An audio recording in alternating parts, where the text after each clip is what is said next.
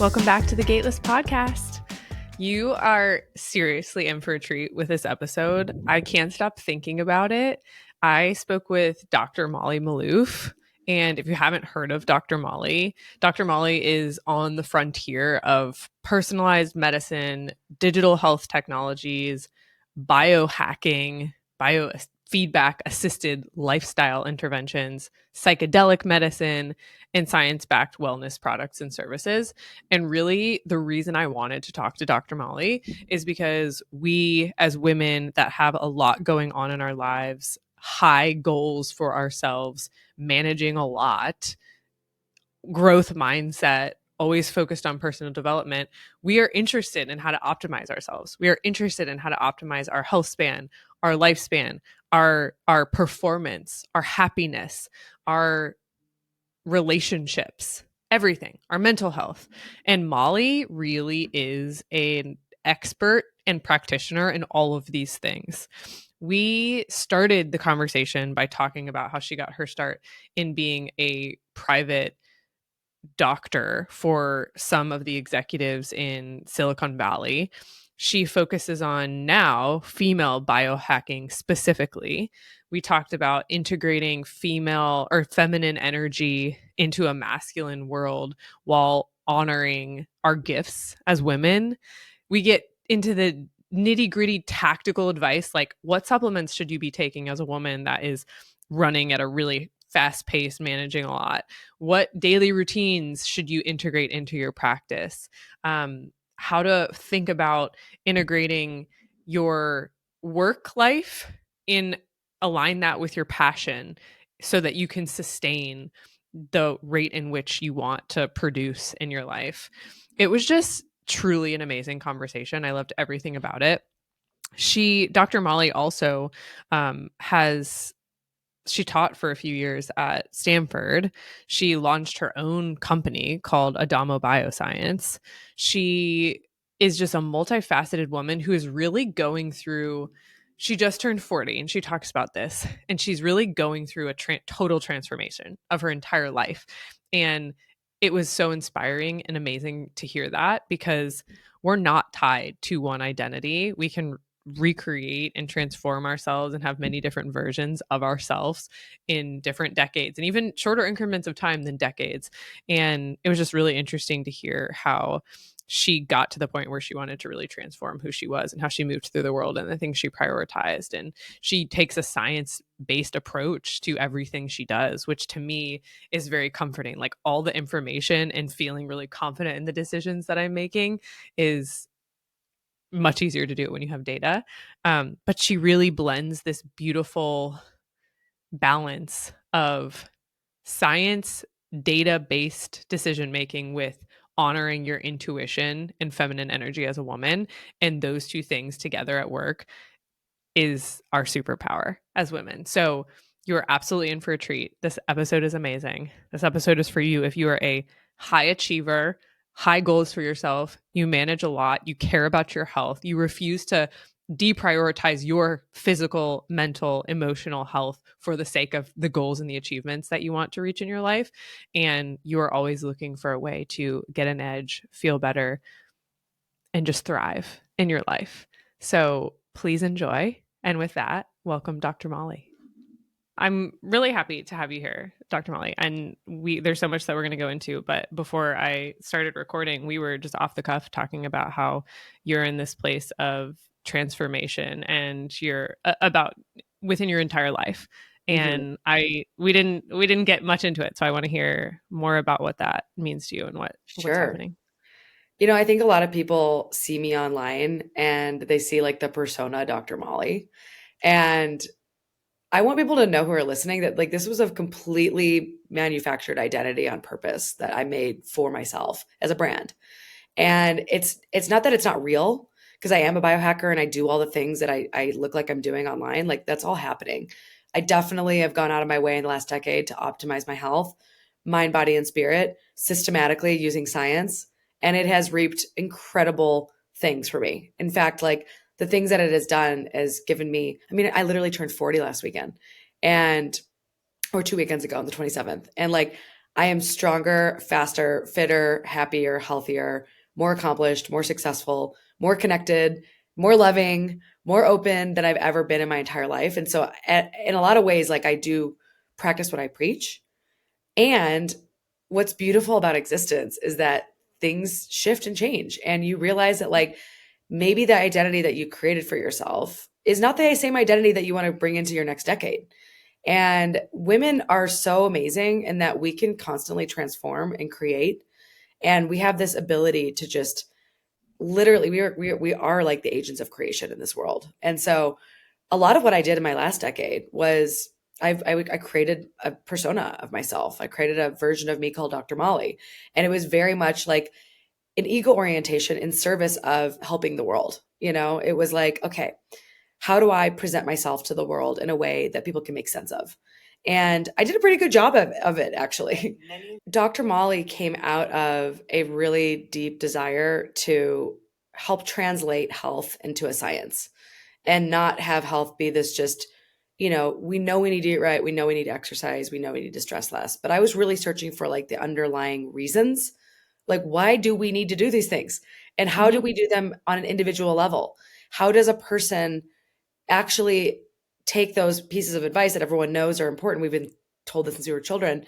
How do we make that real for ourselves? So I got really into personalized health tracking, Aura rings, wearable tech, blood sugar Yep. monitoring, gut testing. And I mean, I still use all of these in my practice.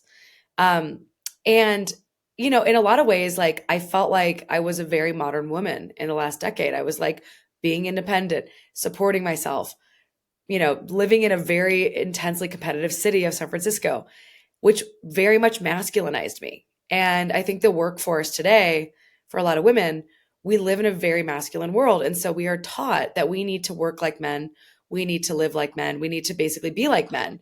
And we are not men. And when I was writing my book, The Spark Factor, I started having this like, awareness that like, wow, like I need to take everything I've learned that doesn't work for men, like that doesn't work for women because we're not men, and put it in a book. And a lot of what my book is written about is like women honoring our feminine cycles, honoring like where we are at in a monthly cycle, honoring where we are at in our lifespan, and honoring our innate gifts as females. And I think in a lot of ways, like modern work culture has diminished our femininity. It's diminished our sexuality. It's diminished our connection to our communities. Mhm. And we are now in this moment of change, right? Society is going through a massive transformation. Everyone I know seems to be going through change right now. So it seems like we're all kind of in it. But personally, what I'm experiencing is like this, like, I'm very much a scientist, but I love astrology and I love woo. And like, I'm going Me there, too. like Pluto just entered Aquarius, and Pluto square Pluto happens when you're 40. So there's a lot of Pluto transformative energy going on in my life right now. And I feel it. And I've been feeling this sense of like, wow, this version of me that I created that was super functional for my 30s is not the same person that it's going to be coming through the 40s. And people go through changes and transformation. I mean, one of the, look at Madonna, for example. She transformed herself so many times. J Lo Uh-huh. transformed herself so many times. We get to do this as women. And this is how we have it all, is we recognize that we can't have it all at once, but we Mhm. can change and transform over time to suit different needs as our lives change. So right now, what I'm experiencing is this like sort of recognition that like my next chapter is not just about science, but also about spirituality.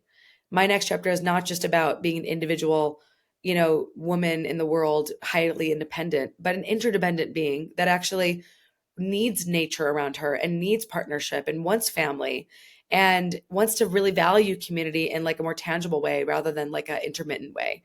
You know, um, I would say I'm probably one of the most social people in my community, but I still don't always prioritize it the way that I say I do. I still work a lot, and I've been really shifting into a new question of like, well, what does life look like if work comes from a place of bliss? What Mhm. does it look like if work comes from a state of like arousal, or Mhm. ecstasy, or just like connection to God? Like, what does it work look like in that space? And that's a different being that's coming through. Like, that is not who I was in my 30s. Like, I was working hard, constantly trying to prove myself. and I was in a masculine state, and that really wore me down. Fortunately, I was really good at fixing myself, and like, if you want to know how to biohack a female body, I am the person to talk to, because Uh-huh. I have literally like had to rebuild and regenerate multiple times in the last decade. And I learned through experience that like burnout sucks and you don't want to Yeah. get there. And, you know, mastering metabolism is a really big part of my book. And I'm still learning things about metabolism, metabolic health. I'm still experimenting with new, I just like literally went vegetarian for 4 months after being very Oh, heavy wow. on protein and meat for like a long time. And my boyfriend that I'm dating is like highly vegetarian. I'm like, okay, let's try it on, see what it's like. This is a biohack. I've never done this before. And let me tell you, like, I was surprised that I didn't wither away. I was like, I am basically leaner than I've been in a decade. So Mhm. like, that's kind of cool. Um, I saw Kim Kardashian went vegan and I was like, whoa, she's really lean. And I was like, I don't think I could ever do that. Started dating a guy. Now I'm vegetarian and I'm like, this is ridiculous. Like I look like I am in my 20s again. So Love what I that. love about, go on. No, I love that.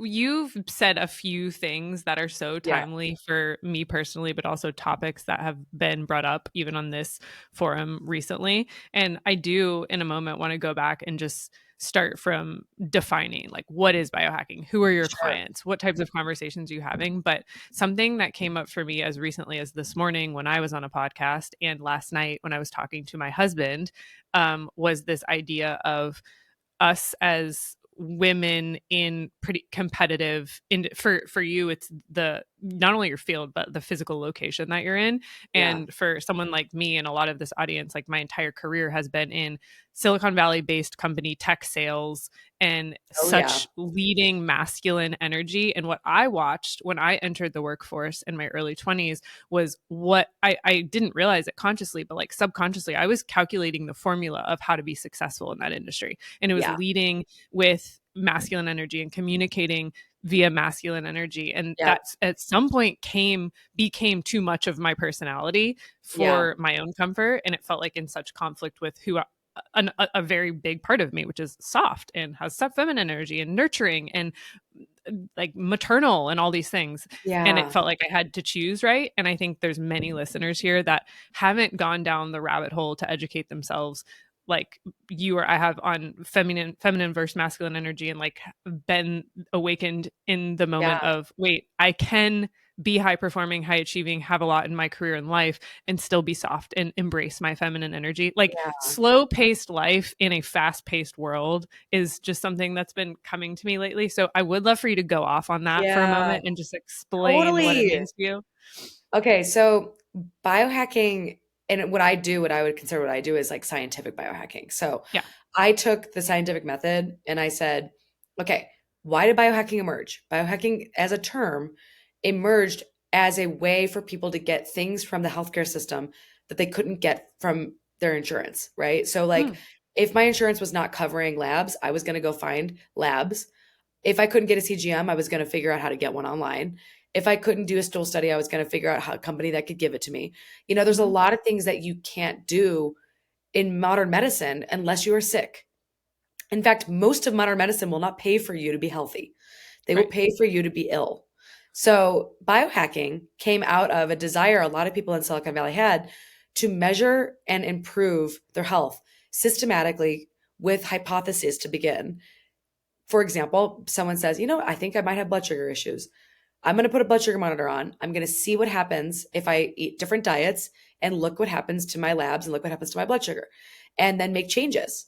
So I have tried many different diets and I've found that consistently the things that cause me to spike my blood sugar are the same no matter if I'm eating vegetarian or meat Mm. eating.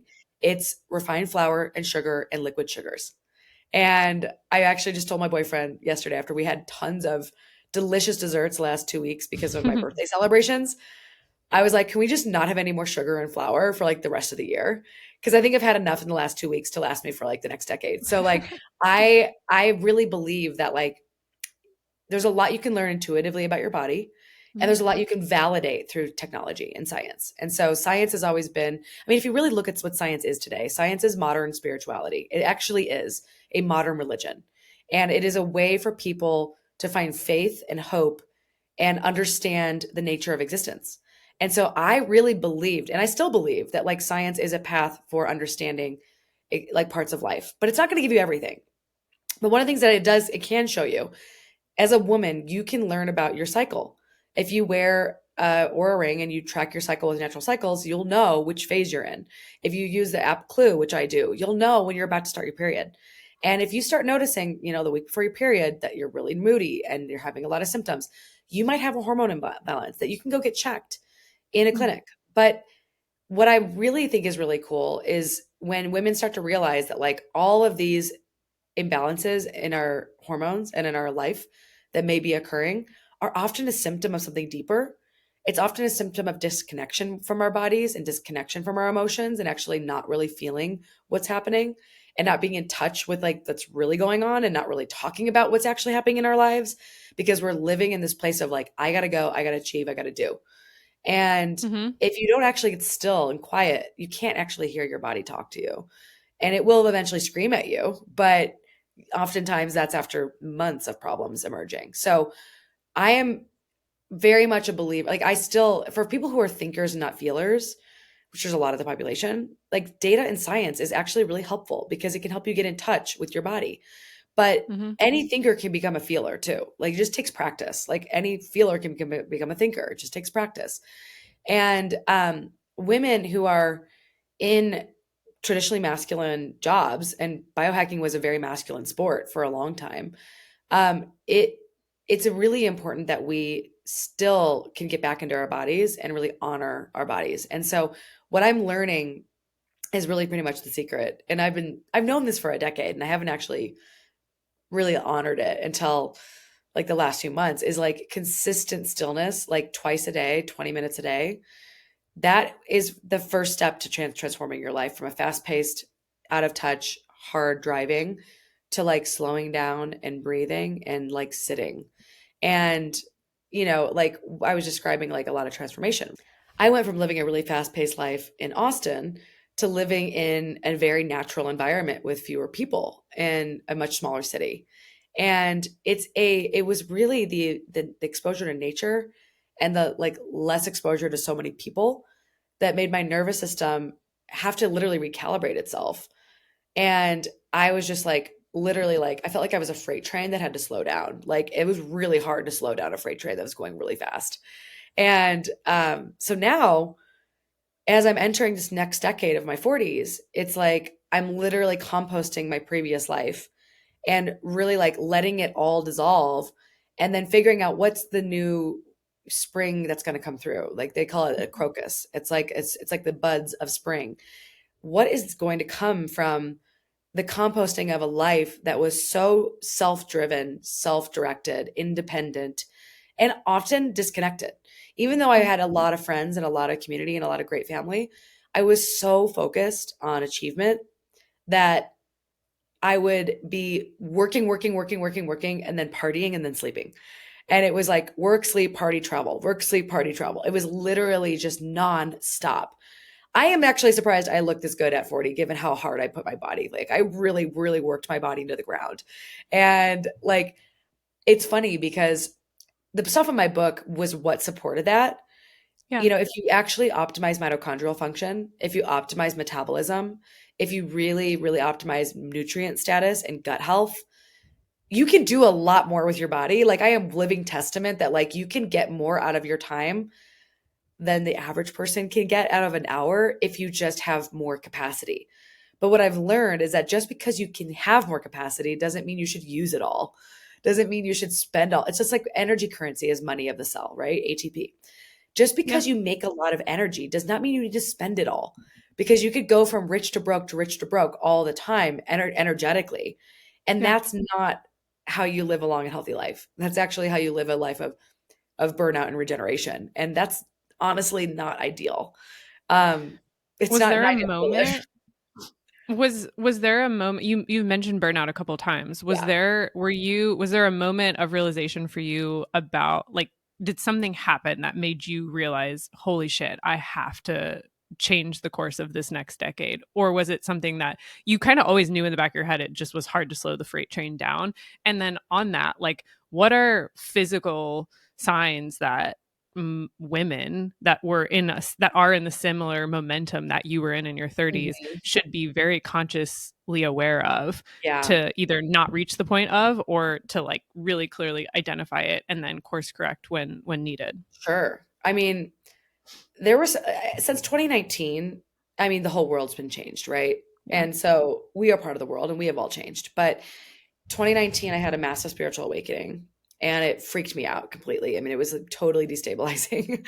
And the funny thing is that like a lot of the things that I was doing to optimize health, like literally shot Kundalini energy through my spinal cord and literally like blasted me open. And I was not prepared for it. Hmm. And typically that will happen. Ideally, that happens if you're in. I was doing a pretty heavy duty yoga regimen and fasting regimen and breath work and hit training. And so I was doing literally all the things that I recommend, but all at once. And it You were was doing the just, most. I was doing so many things to optimize energy. And I just literally like had a Kundalini awakening, Yeah. which I thought was a totally made up Indian concept from like the East. That was like that could never happen to me. I'm a scientist. Yeah. And it changed me. But what it did was what's really funny is it also, because I was so unstable for about 6 months, and by unstable, I mean I was super sensitive to everything in my environment. I moved to Maui from San Francisco. There was fires in Malibu, fires in San Francisco. And I moved to Maui. And instead of dissolving into like ego death, I was like, I'm going to reconstruct my ego even stronger. And I created Dr. Molly, the brand. And I actually am grateful for the period of time that like came after that because it was, I wrote my book, I built a course, I, traveled the world. I mean, 2020 came along and, it was a really tough year. And at the end of 2020, I was working so hard. I launched a supplement company. I had sold the company. Like I was like teaching at Stanford online. And I really got very close to burnout. And I was like, uh-oh. Like it was really the disconnection from people in 2020 that was like, it hit me like, oh my God, we need people, we need connection to thrive. Like we need love to live. And if we don't have human connection, we will not survive. And it was Yeah. so obvious to me that like the pandemic was a social experiment that uh we didn't need to isolate people actually. Like isolation damaged so many people's health. We are in a crisis of loneliness now. And it was 2021 that I started my company Adamo, and it was literally about how do we build products and services around the science of human connection and the science of love. And I got really obsessed with love, and I was like, what is love? Like obviously this is important, but what is it? What is it on a scientific level? So I built Adamo, and I was like, basically figuring out that love was a constant, scientifically and evolutionarily speaking, it is the sex drive, the drive to fall in love, and the drive to attach. And the Hmm. attachment drive is the drive to connect with our families and our communities and our partners. And we need these attachment bonds, and we need to fall in love, and we need to raise children. Otherwise, this species would not survive. So it's baked into our neurobiology as fundamental primitive programming. And I was like, wow, I know mitochondrial health. I know about survival. I know about resources and why we need to find food and why do we need to like gather information. I understood that. And then I understood why we needed to connect. And then my company, it was basically like trying to figure out, well, what are our first products going to be about? And our first product was a new sex therapy that we just launched called the Adamo Method that we're actually running a study on right now. Amazing. And the next thing that we'll probably end up working on is products and services around loneliness and sexual trauma, because I really believe that like we need solutions to human connection on a massive scale. And our country is starting to dedicate real resources to this.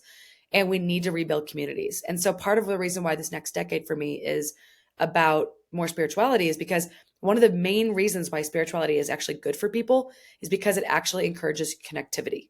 And Hmm. human connection is literally fundamental to healthy nervous systems and healthy longevity. So I am really bought into this idea that like human connection is both spiritual but also scientific.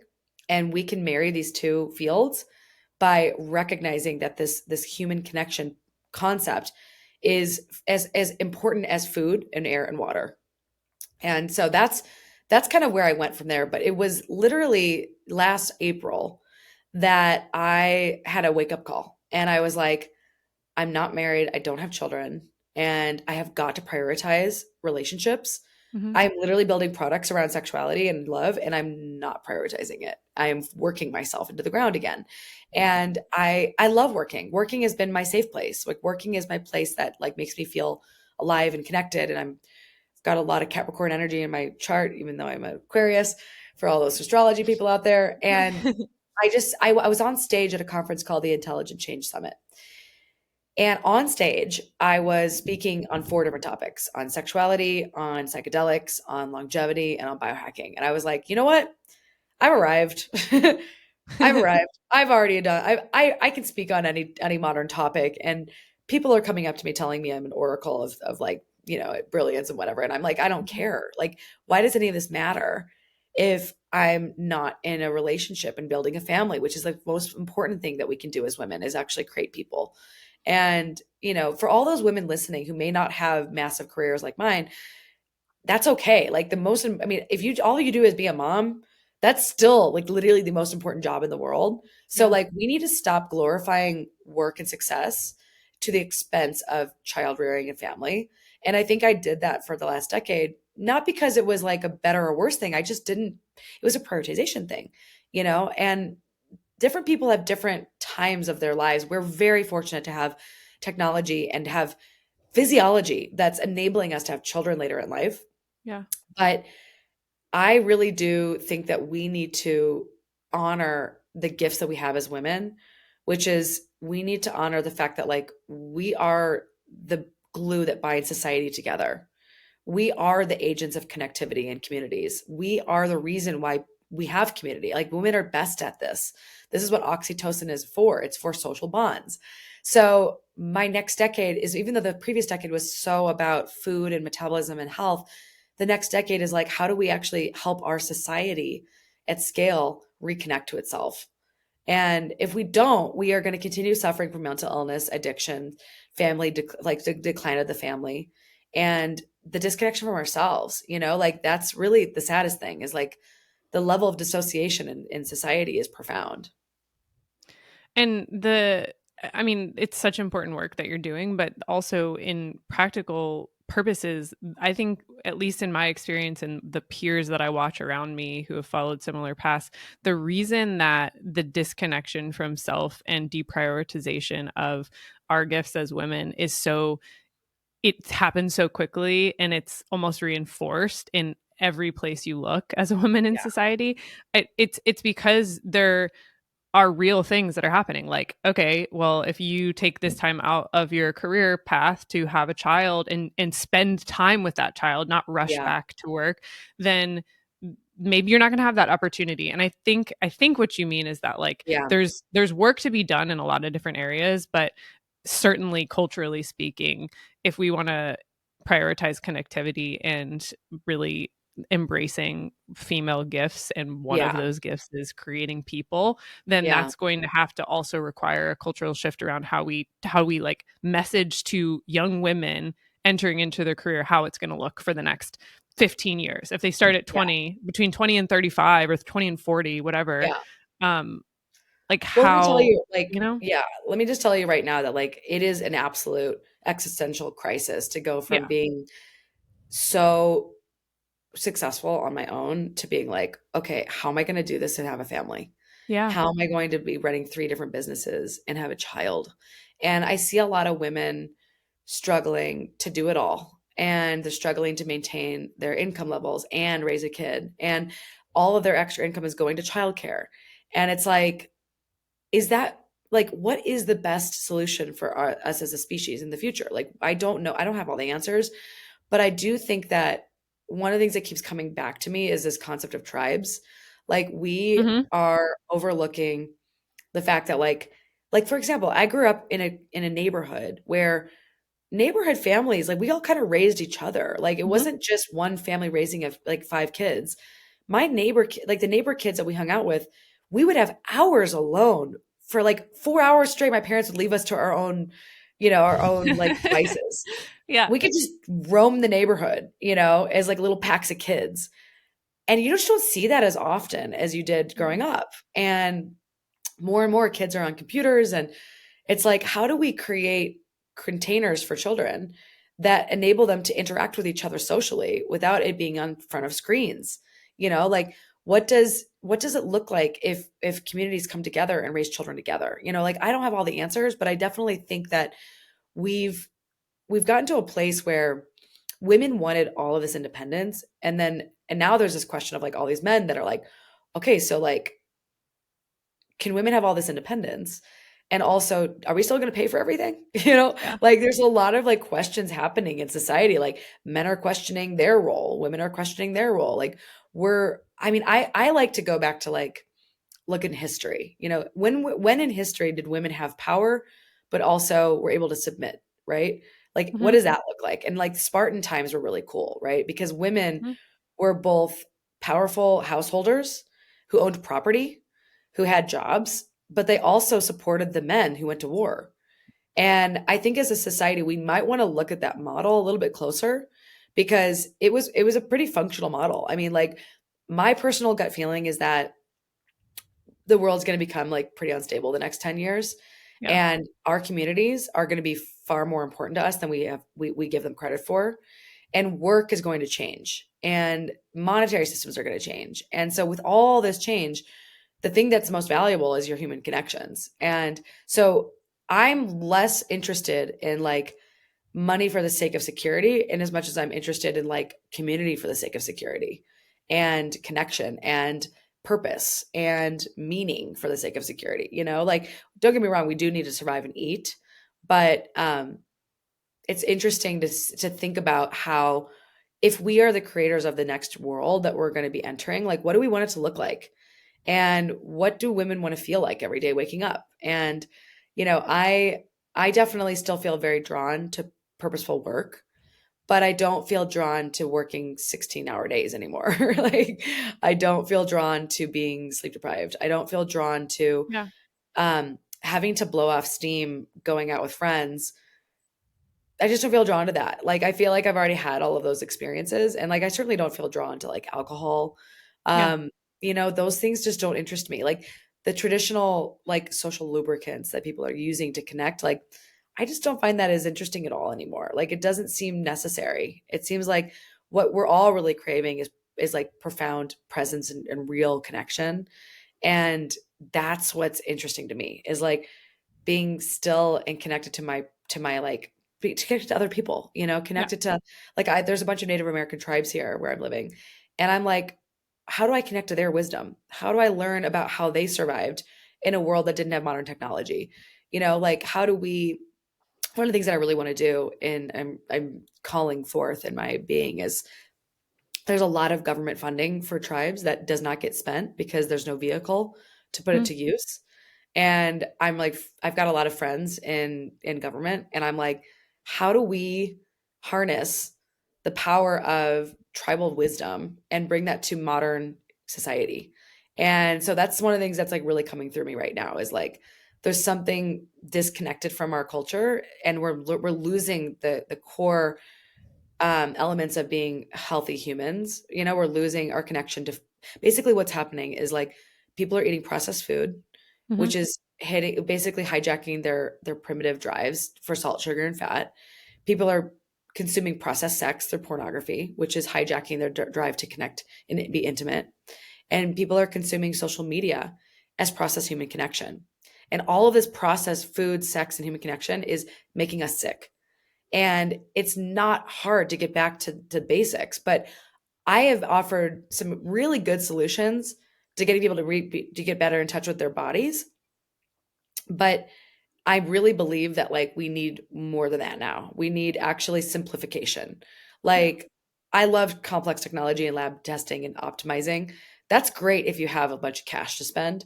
But what about the people who don't have all of that, right? Exactly. What do we offer them? And like, that's, to me, like, that's far more important than what my practice has been doing for the last decade, which is like, yes, it makes me money and it's a great job, but I have a micro practice that helps very wealthy people stay as healthy as possible. I know how to do that, but I'm like, okay, now let's scale that. Like, how do we get thousands, if not millions of people healthier at scale simply. And like, how do we get it to them cheaply? And if we can do that, if I can do that in the next decade, like I will feel like I've really contributed in a way that like makes me feel like I'm truly helping the world. And I think that like that's what really matters at the end of the day is having meaning and purpose. And I have worked with so many billionaires and so many multimillionaires that are staring up from an abyss of misery to know that it is not money that makes you happy. It is certainly going to help you be comfortable, but what Yeah. people need is their needs met. Like they need clean air, they need clean food, they need clean water, they need human connection, and they need a safe environment. And if we can start to create that for society, like that's going to create a better world for everyone. So I would love for you to go off on what does good look like right now though. And Yeah, I agree with what you're sure. saying on all of the advancements that we need to make and like rewiring and rethinking the Yeah, fundamentals of how we consume literally everything sure. and how we get our like So hits of how do you get everything. healthy right now? How do Like, you how get do you healthy right get now in this? Yeah, as a yeah, woman right now that does not have unlimited resources, like what are yeah, the few things that you should be focused on in your life? Maybe like go off even on what sure. the daily routine, morning and evening Yeah, routine should be, things like that. totally. Honestly, it's not as complicated as people make it out to be, but I will say that like I still use a lot of supplements. So like Yeah. I wake up in the morning and one of the things that I've learned from my partner is just the beauty of like a state change through water. So like whether it be a shower or a cold plunge or a cold shower, cleansing your body with like showering before you meditate is actually really good and very important because it's a way to just like clear out the previous night and start your day fresh. So first thing I do is I get into water, whether it's the hot tub outside, the cold plunge, or the shower in a cold shower. Um, so shower first. Very importantly, sometimes when I'm trying to save time, I'll brush my teeth in the shower or I'll brush my teeth after the Habit shower. stack. But I'm a big believer in oral health. I cannot stress this enough. This is one of the most overlooked facets of health. Like my teeth look awesome, but Hmm. they were messed up as a kid because I ate processed food like no other when I was a child. So I had really crooked teeth and impacted teeth. So I've always really valued my mouth because it took so much work to get it to be this nice. But I floss and I brush and I alternate between like an electric toothbrush or a regular toothbrush, depending on how I feel, Hmm. and tongue scrape. And so, really, really important. And I also try. I'm overdue for my dentist appointment, but I do try to go to the dentist twice a year. So I cannot stress enough that if you have bleeding gums when you floss, you have problems with your gums. You have basically you have oral disease. There's you should have zero blood in your mouth ever. And if you have any blood in your mouth, you need to see a dentist and you need to get your gums taken care of. You need to get a deep clean potentially, and you need to be flossing daily. If you don't floss your teeth daily, you're not actually cleaning a large surface area of your mouth and you're building plaque up, and that is getting into your bloodstream.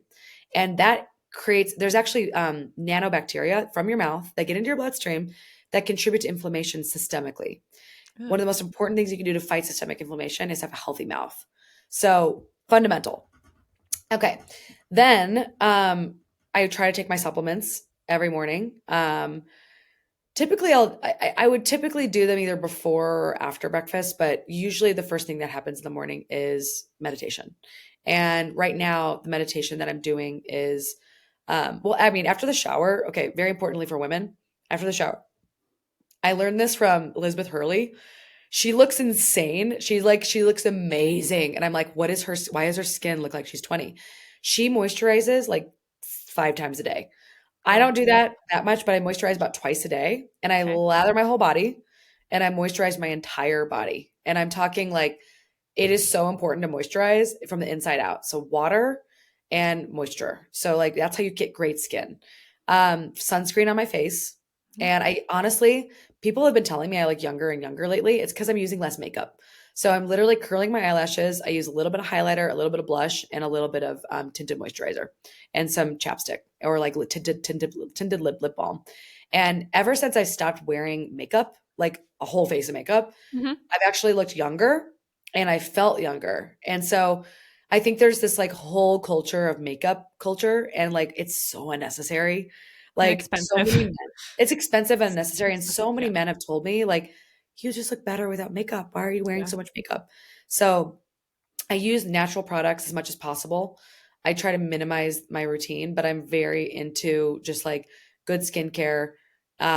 And hair care wise, I use like some gel and sometimes hair cream, but I try not to make it too complicated. I wear my hair natural mostly these days.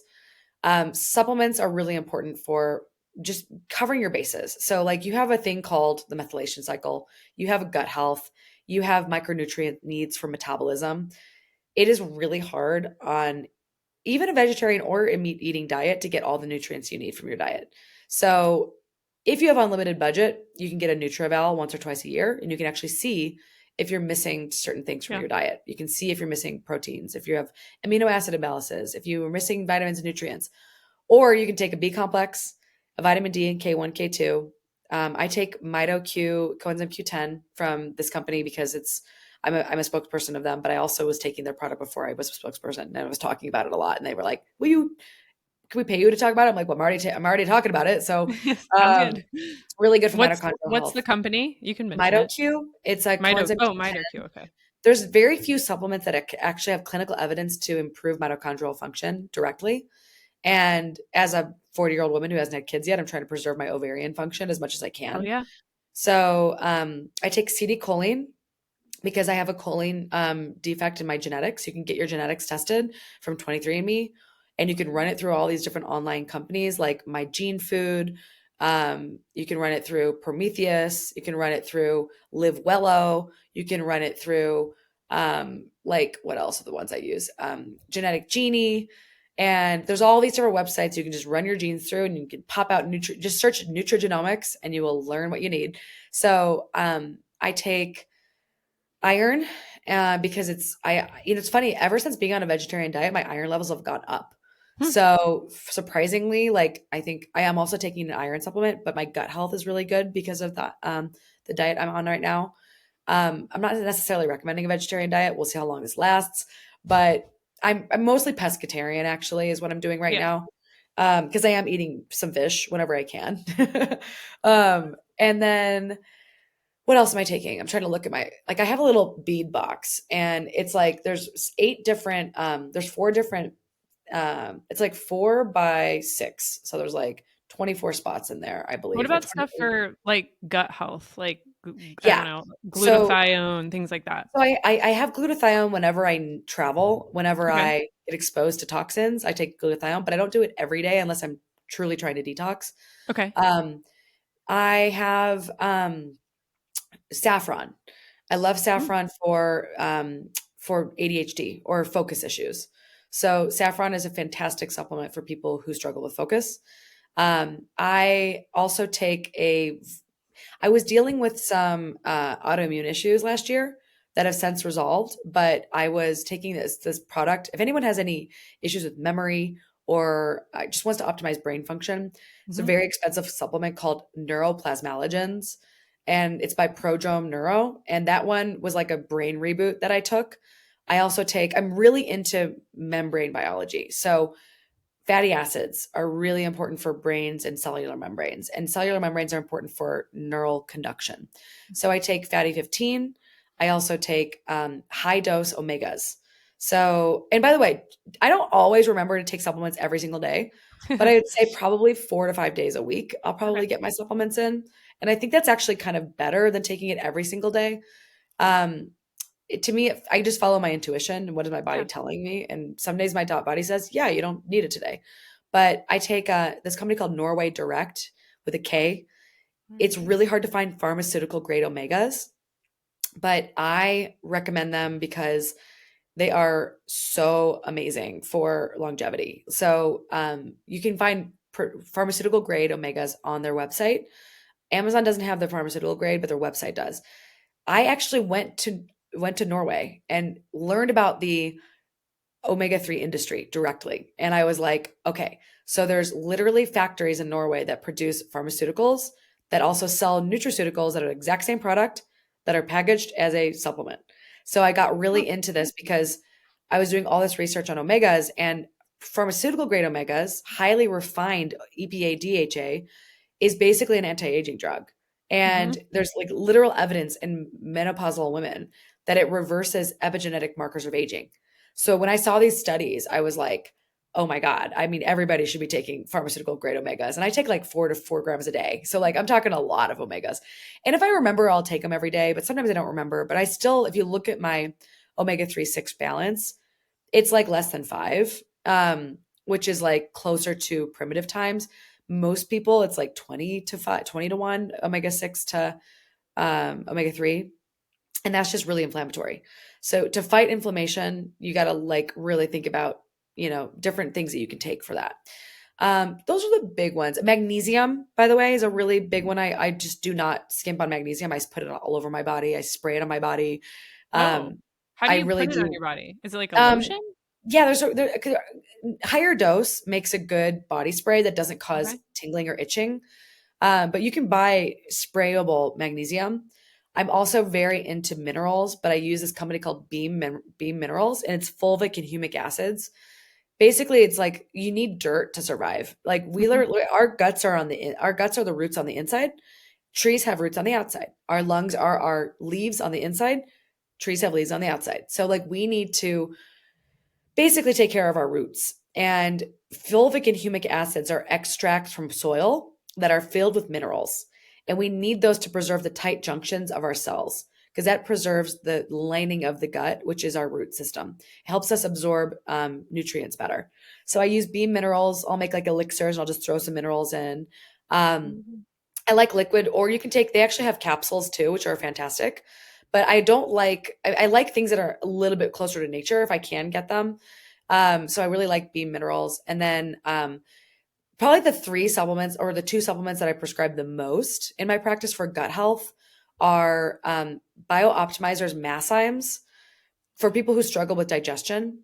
And like if you would know if you struggle with digestion, if you have gas or bloating, if you have a sense of heaviness in your gut after eating protein, if you feel just like you've got reflux, you need improvements in digestion. If your stools are floating or they're gray colored or clay colored, Mhm.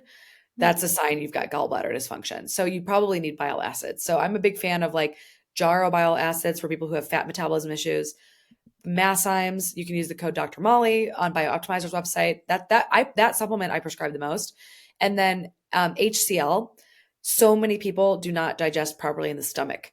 They don't produce enough HCl. They think they need to take Pepcid or Prilosec. The issue is mostly they're eating way too many refined carbs and they're also not getting enough HCl. So that HCl test is a naturopathic remedy for digestive issues. And you just take one HCl capsule, and if you have any burning in your gut, then you can take you don't need to take it because your body doesn't need it. But if there's no burning in the gut, then you can take 2 capsules at your next meal. And then if there's no burning, you take 3 capsules at the next meal. And some people need up to 7 capsules, Wow. but it's really common for people to not be digesting properly. And then they go to the doctor and they say, I have indigestion. And they say, take Prilosec. Prilosec has evidence that it can cause dementia and like there's a lot of problems with it. So, and then for those ladies out there that are going through a ton of life changes and they're really anxious, Yeah. I'm prescribing a lot of this product called dihydrobeta-hinochiol, which is a extract of what is it? It's an adaptogenic extract, and it's like basically the best alternative to benzos you can get over the counter. And I like this Love company it. called Nutrichill. So anytime you get like really overwhelmed and you're just like, I am literally at my wit's end, Nutrichill is it's fairly expensive supplement, but it totally works and it's not habit forming and it's not going to cause um, addiction. Like benzos are very bad for you. So, And that's um, something that you'd have to get prescribed, or is no, that no, no, wait. Nutrichill is over the counter. oh, cool. Okay. Yeah. And so dihydro beta honochiol is like it's like basically oh yeah, it's from the magnolia. So magnolia is a fantastic adaptogen. I Okay. prescribe a lot of adaptogens for women under stress. Holy basil is fantastic. I'm a huge fan of ashwagandha. Not Mhm. great if you have autoimmunity because it's a nightshade, but if you don't, it's fantastic. So I use a lot of holy basil. I use a lot of just adaptogens for stress. And then depending on a person's like, nutrient status. Sometimes I'll use glandulars like liver capsules. I need extra vitamin A, so I'll sometimes use liver capsules. And then, I could go on for supplements for hours and hours. There's so many good ones out there. But I think to give you the rest of my routine, um, meditation is really powerful. And if you do Sadhguru's inner engineering course online, they do this initiation. They teach you this thing called Shambhavi. So I've been doing Shambhavi morning and evening, twice a day. And then I'll do some hatha yoga after that. Mhm. And honestly, and if you have time to like wake up really early before the kids are awake or before you have start work and to do like an hour and a half of yoga and meditation, it will literally transform your nervous system better than any drug or any supplement could ever do. And it just takes consistency. And Yeah. so I've been really trying to be consistent with yoga and meditation. Um, it's ski season right now, so there's a lot of morning skiing before the workday starting. So like we'll Love go that. ski till 12 and then we'll start the workday at 1. Typically I'm eating 2 meals a day, one at 10:30 and one at 5:30 or 6:30. And I'm really loving the sort of intermittent fast of the 10:30 to 5:30 kind of like rhythm. Um, women think that we need to eat so much. And like if you are dealing with burnout, you do need to eat more often than that. Mhm. But if you're not completely burned out, like 2 meals a day is a fantastic way. And intermittent fasting is a fantastic way to stay healthy. If you are underweight, if you're struggling to maintain weight, I wouldn't necessarily recommend that. You might Yeah. need to eat more. Um, but avoiding refined flour and sugar, aside from special occasions like birthdays, you really want to avoid those as much as you can because they are causing inflammation and gut dysfunction. I do try to get like at least 9 cups of vegetables a day and fruits. So that's a Wow. lot more than most people are getting, but it is hugely valuable. Are While you I'm getting weight all training, those through what? are you getting all those vegetables through actually eating the vegetables, or do you Yeah. do any kind of green powders or anything like that? I used to do greens powders. We do a green juice here, but I'm honestly realizing that I should just never drink juice because it does spike my blood sugar. Oh, okay. But sometimes I'll do like a half a cup of just like a solid green smoothie. Mhm. I do like low carb green smoothies personally more than I do like green juices because I don't like fruit juice at all. Yeah. But I do think that a green smoothie is a fantastic way. Like a lower carb green smoothie is a great way to get all your veggies in. And I am adding protein powder because my body and my hair has gotten a little thinner since starting on a vegetarian diet. But I'm starting to have my work day be like more of a half day. But like the mornings, if I'm not exercising or skiing, like the mornings I'm shifting to like trying to make all of my calls like Monday through Wednesday, 1 to 5, Love it. and not fill my week with like intermittent calls all the time because it's jarring on my nervous system. So I'm trying to create more space for deep work and Mhm. less time on Zoom and less time on calls. Cause like my life on Zoom and calls was miserable. And I Yeah. want to be in a place where like it's very intentional and very thoughtful time spent um, on things that actually, really matter. And then the evening comes around and I'm really getting back into things like painting and drawing and just like more creative pursuits. I'm a big believer that like women need dance and creativity and connection to like our femininity. You should always have some space for chaos, letting your feminine chaos come through. Mhm. And creativity can be a place where like letting like funneling that into something really fun. So like draw, paint, even if you're not artistic, like do something creative if you can, because it is a powerful way to get in touch with your femininity. And then also create space in your day for calling your loved ones, talking to your friends, like journaling, like really I love to spend time journaling and reading and like I'm really just trying to fill my mind and like I'm trying to avoid social media and Yeah. replace that with like really edifying spiritual books and books that are about like helping the world and like being of service and like being in my femininity. So like painting, drawing, reading, journaling, love doing that in the evenings, and then another meditation before bed. um and then yeah, I like to wind down with depending on how I feel, potentially another shower, and another moisturizer bath. And then, like sometimes I'll do PM supplements. Sometimes I'll take extra magnesium at night. And then really trying to like just get myself centered before I go to sleep. Amazing. I mean, those are things that people are going to have to obviously make time for, but if it's a priority, then you'll find the time and do what you got to do to make it happen. And none of Once those you, things are very yeah, hard. It's like they're once not you that get your hard. routine, it seems like you can just repeat, rinse and repeat, I rinse and mean, repeat. I'm also throwing in a dog walk in there because I really love my boyfriend's dog. And so I'm like Oh, trying to get like if I'm not skiing, like how do I get an hour walk into nature, you know? yeah. Yeah. Um, but it's not like I'm giving up work. It's that I'm changing the way I'm working Yeah. to give me a nervous system that is creating stability and calm versus intense grind and compulsive working intensity. And in turn will help you to sustain what you want to do as opposed to reach burnout, Yeah. which makes total sense. This has Yeah. been absolutely amazing. I have like pages of notes. So We can thank do you another one. so, We can so do much. another I would podcast. love Yeah. to do another one and like Let's hone do in a on sequel. one or two topics. But Yeah. in the meantime, I know people are gonna want to know where can everybody find you? How do they follow Sure. you on social? Yeah, Get buy your book, which I'm in the middle of totally. listening to the audiobook. I've been really enjoying it. But Oh, how I do we did. I find you? narrated that. Yeah, yeah. How do we find you on social? Where can everyone buy your book? Where can they learn more about Adamo as well? Yeah. So, let me give you guys a big overview of like what I've Okay. produced to help you get as healthy as possible.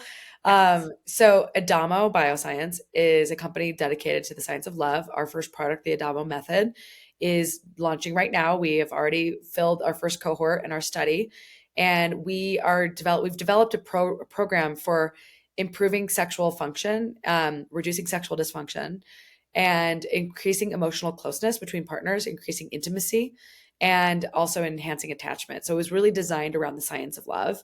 And we're actually running our first cohort. And so you can join future cohorts starting the spring.